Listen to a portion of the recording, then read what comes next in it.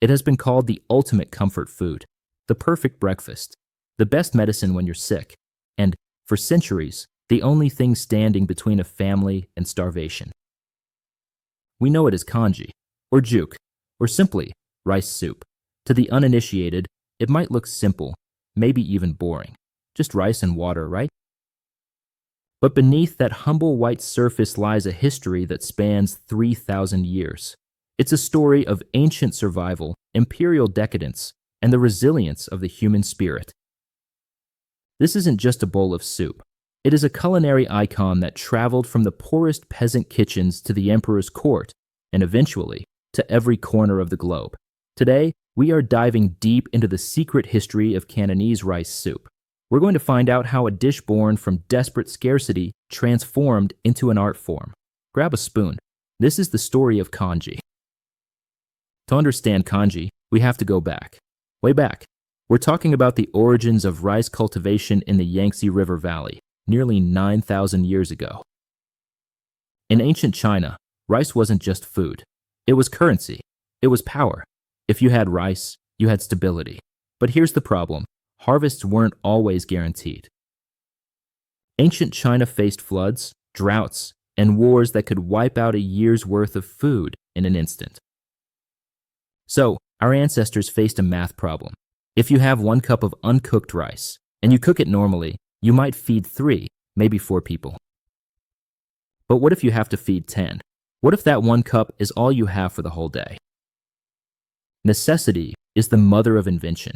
People realized that by adding a substantial amount of water and simmering it for a long time, the rice grains would break down.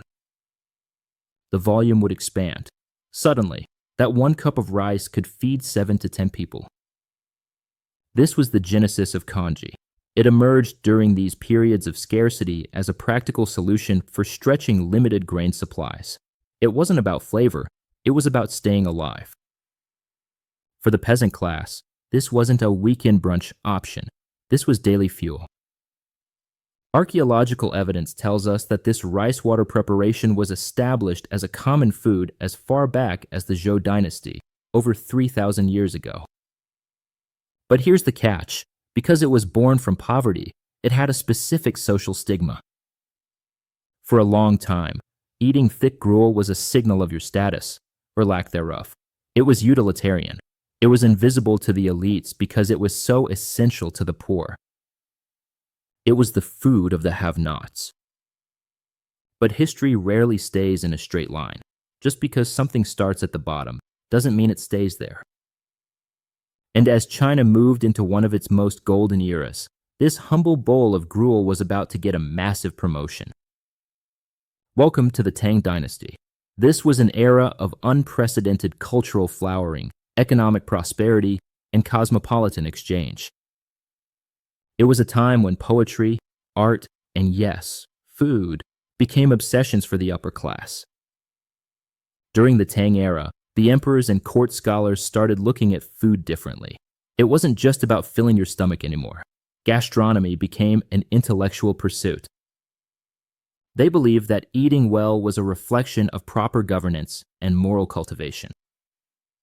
And in this atmosphere of refinement, congee began to appear in the imperial courts. But this wasn't the watery survival gruel of the past. The court chefs began documenting preparations that used preserved vegetables, medicinal herbs, and premium ingredients. This is the turning point. The dish signaled a shift in perception from mere survival food to a refined culinary preparation worthy of aristocratic consumption. But why? Why would an emperor eat peasant food? The answer lies in medicine. Traditional Chinese medicine, or TCM, has always been deeply intertwined with food.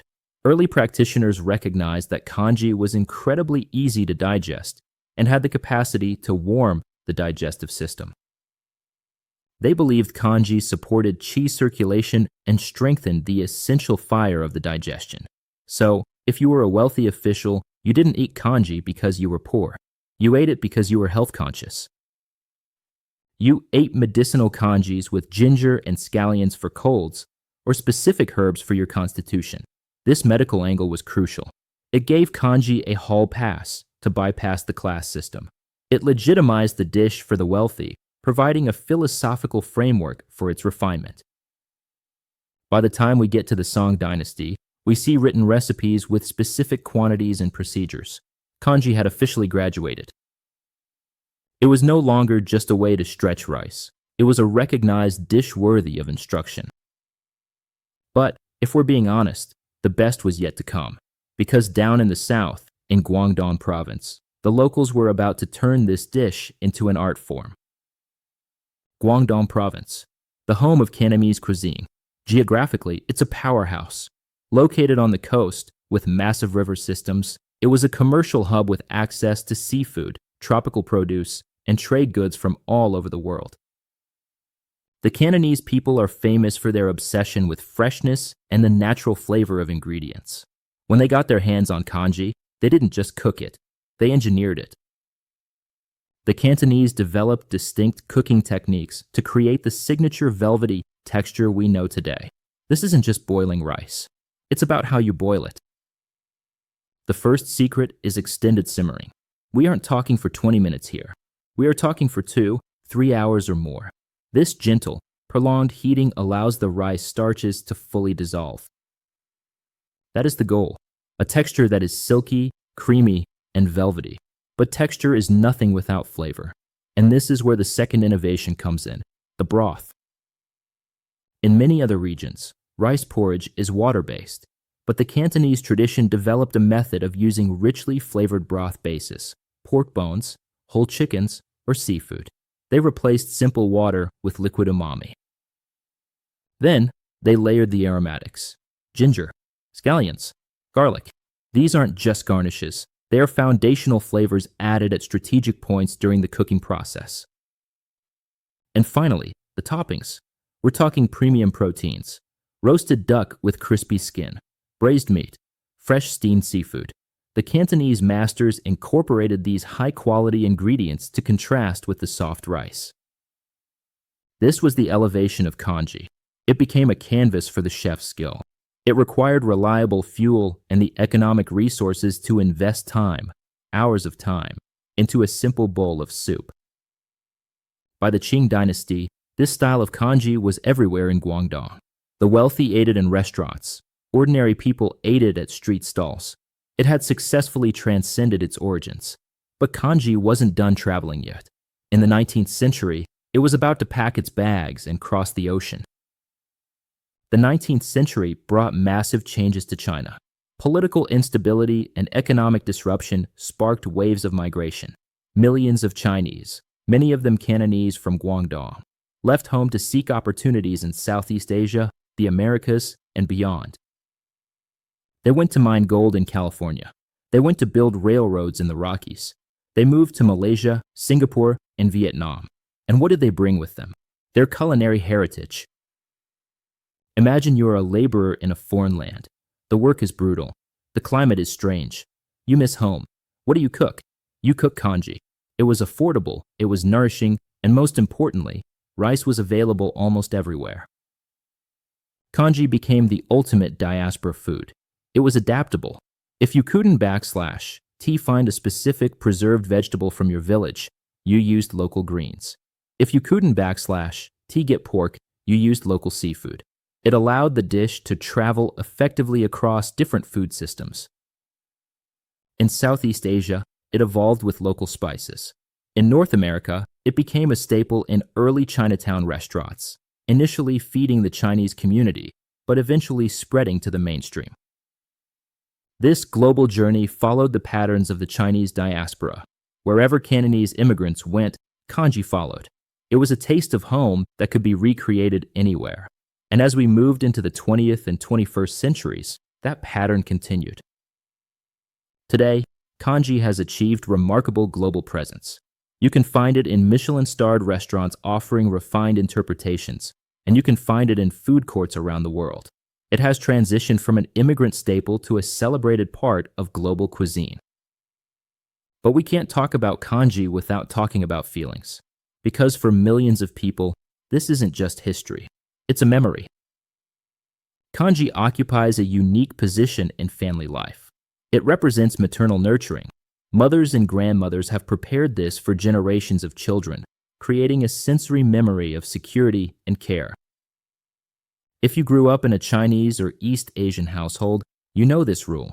When you are sick, you eat congee. It is the universal recovery food. It aligns with that medical history we talked about, easy to digest, warming, hydrating. Preparing congee for a sick family member is a form of healthcare and love wrapped into one. And today, in 2026, the dish is still evolving. We're seeing vegan versions using vegetable broths. We're seeing fusion adaptations with truffle oil or smoked salmon. Chefs are experimenting with superfoods and ancient grains like millet or barley for digestive support. It proves that congee is adaptable. It changes to fit the times, whether that means gluten-free options or high-end luxury ingredients. So why does congee endure? Why are we still eating a dish that was invented 3,000 years ago to solve a famine? It endures because it is adaptable. It embodies values that we all share: economy, warmth, health, and accessibility. It's a dish where a billionaire and a student can eat the same thing and feel the same comfort. The secret history of Cantonese rice soup is the story of us. It's a story of human resilience, creativity, and the ability to take the most basic ingredients, rice and water, and turn them into something beautiful. It teaches us that humble origins don't limit significance. Sometimes, the simplest foods carry the deepest meanings. Thanks for watching. If you enjoyed this deep dive into culinary history, hit that subscribe button and let me know in the comments. What toppings do you put in your congee? I'll see you in the next one.